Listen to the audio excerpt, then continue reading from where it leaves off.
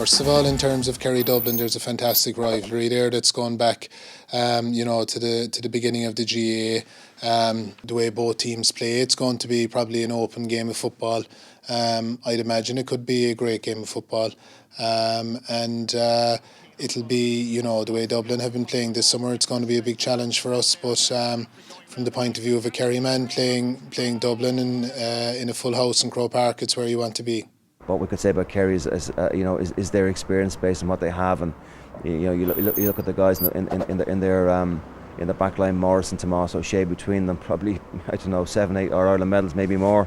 And up front, obviously they've got Colin Cooper there, centre half forward, has been one of the legends of the game, and I think their forward unit has been, they're probably the aristocrats of Gaelic football over the last couple of years. This Kerry football team know what this end of the season is all about, and they'll come up to Dublin, full of vigour. From the Dublin perspective, if we play the way we played against Cork, it won't be good enough. So in terms of our shot selections, we've got lots of opportunities, but we just need to be a bit more ruthless.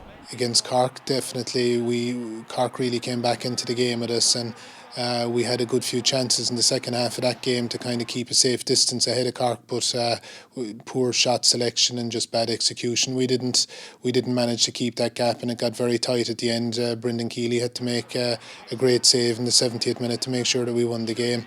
Against Gavin the last day, it was more sloppiness and lack of concentration in the second half that kind of got on top of us, and we wouldn't have been happy as the management were disappointed, the players were very disappointed in the second half performance against Gavin. But I think we've done a good bit of work in the training pitch sense to try and redress those problems that we've had. The stakes are always high for anybody who puts a Dublin jersey. I mean, these guys they're privileged to get the Dublin jersey, and they have a responsibility to play football the way we believe it should be played.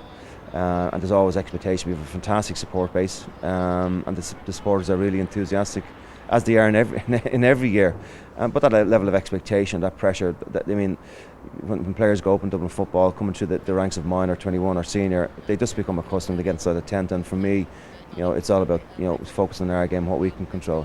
In Kerry, unless you win the All-Ireland, it's considered a bad year. So you have to, you live with that. I was there as a player. I know the pressures that are involved and the expectation levels that are there, and that's probably why there is that tradition in Kerry of winning, because there's a high level of expectation. Certainly from the support perspective, there's a great tradition there, but from the players' perspective, it's just another game of football that need to play, and it doesn't really matter who we drew in the semi-final. It's just a game that we need to prepare ourselves in the right way.